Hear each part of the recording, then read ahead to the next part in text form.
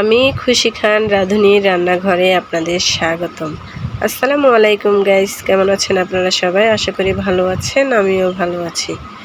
আজকে আমি রান্না করব চিকেন ঝাল ভুনা রান্নার রেসিপি। চিকেন ঝাল ভুনা রান্নার রেসিপি রান্না করতে কি কি উপকরণ লাগে চলুন দেখিয়ে দিই। এখানে আমি একটা মুরগির বুকের মাংস ছোট ছোট কিউব করে কেটে সুন্দর করে ধুয়ে পরিষ্কার করে নিয়েছি। হলুদের গুঁড়া, মরিচের গুঁড়া, ধনিয়ার গুঁড়া, গরম মশলার গুঁড়া, জিরার গুঁড়া আর স্বাদ মতো লবণ।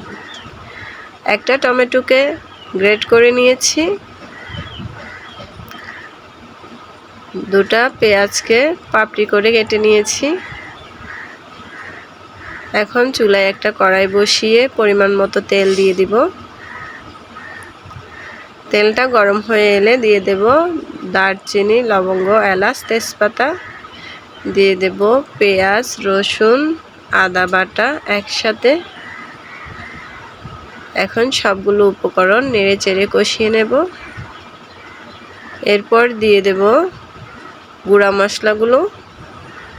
গুঁড়া মশলা সবগুলো দিয়ে আবারও নেড়ে চেড়ে একটু পানি দিয়ে ভালো করে কষিয়ে নেব। এরপর দিয়ে দেব গ্রেট করে রাখা টমেটো পিউরি, দিয়ে আবারও ভালো করে নেড়েচেড়ে কষিয়ে নেব যাতে টমেটোর কাঁচা গন্ধটা চলে যায়। কষানো হয়ে গেলে তেলটা যখন মশলার গায়ে ভেসে উঠবে তখন দিয়ে দেব কেটে রাখা মুরগির মাংসগুলো। এরপর নেড়েচেড়ে মাংসের গায়ে মশলা মাখিয়ে দেব। মশলাটা মাখানো হয়ে গেছে। এখন ঢাকনা দিয়ে ঢেকে কিছুক্ষণ রান্না করে নেব। কিছুক্ষণ পর ঢাকনাটা খুলে দেখুন মাংসের গা থেকে অনেকগুলো পানি বের হয়ে গেছে।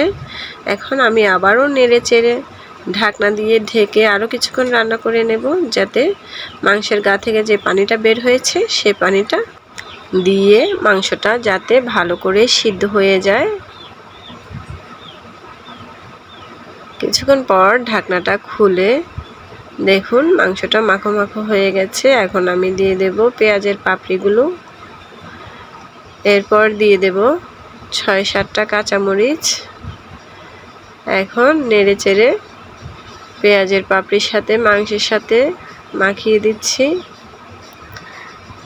মাখামাখি হয়ে গেলে এখন আমি ঢাকনা দিয়ে ঢেকে 10 মিনিট রান্না করে নেব।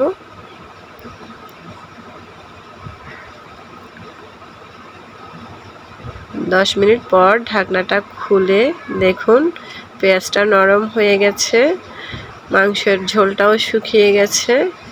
এ পর্যায়ে আমি নেড়েচেড়ে আরও কিছুক্ষণ রান্না করে নেব। দেখুন রান্নাটা কি লোভনীয় লাগতেছে, খেতে দারুণ হবে। ভালো লাগলে আপনারাও বাসায় এভাবে রান্না করে খেয়ে দেখবেন।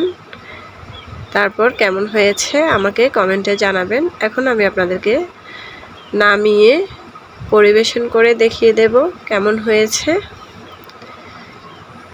ভিডিওটি যদি আপনাদের ভালো লাগে লাইক করবেন, কমেন্ট করবেন, শেয়ার করবেন। চ্যানেলটি এখনও যারা সাবস্ক্রাইব করেন নাই সাবস্ক্রাইব করবেন। ফেসবুক থেকে দেখলে পেজটি ফলো করবেন। নিজে সুস্থ থাকবেন, বাচ্চাদের সুস্থ রাখবেন আর সময় পেলেই আমার ভিডিওগুলো দেখবেন। আল্লাহ হাফেজ।